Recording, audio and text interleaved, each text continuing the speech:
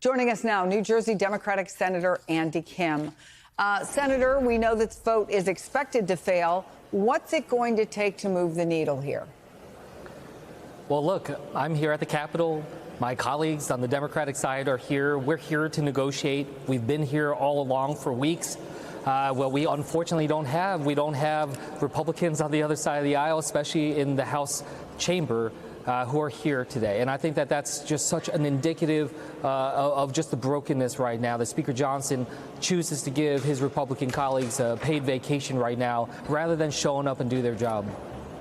So the first paycheck federal workers will miss is scheduled for this Friday, and then active duty military would miss theirs next week. I wonder what you're hearing, first of all, from your constituents, but is there a breaking point at which you could no longer allow the effects of a shutdown to happen? Well, first thing I'll say is, look, I used to be a federal civil servant. I worked through 2 shutdowns before when I worked at the State Department. I remember showing up to work. I wasn't getting paid. It was tough. And then that's exactly why I sat down with some federal workers back in New Jersey and talked to them about the challenges here. And look, they're certainly raising the problems that we have. And that's something that is compounded on top of what the Trump administration is already doing, assaulting our federal workers by these threats of mass firing. But beyond that, just the hundreds of thousands that lost their job over the last year, the continued efforts that are making their jobs harder and harder. This is just in that context, and they wanted me to know that, but they also said to me, look, this lawlessness that we're seeing out there, the effects that it's having on their job and the public service that they're trying to do, they told me to stand strong and hold the line.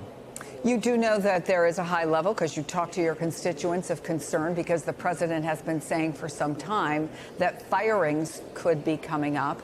So just now at the White House press briefing, Caroline Leavitt was asked, what did Trump mean when he said Sunday night that the firing of federal employees were already taking place? And she said the president was referring to the hundreds of thousands of federal workers who have been furloughed as a result of this federal government shutdown, both here at the White House and across the entire federal government.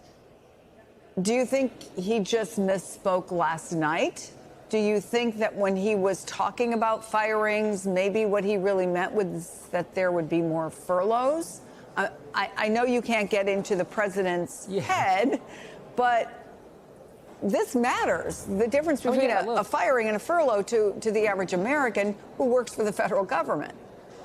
Exactly. And that's the type of just reckless leadership that we continue to see. What we've seen up until now, we've seen already this president leading for the largest effort to be able to fire public servants. This is something that the vast majority of Americans say has gone way too far.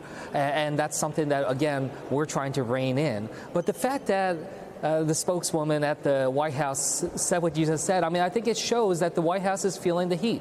They know that they are on the wrong side of this debate, that the entire nation right now is talking about health care, talking about how millions of Americans are on the verge of losing their health care. Tens of millions are going to see their prices increase dramatically, including 10 Republican members of the House of Representatives that actually this month said that they support extending the ACA subsidies because they're hearing it from their constituents. They're on the wrong side of this issue. So the fact that the White House is already backtracking, it's consistent with what I'm hearing from Republicans that are here in D.C. or the ones that I talk to, which is that they're very nervous about this. They recognize they're on the wrong side of this, and I think that's why we're going to be able to prevail.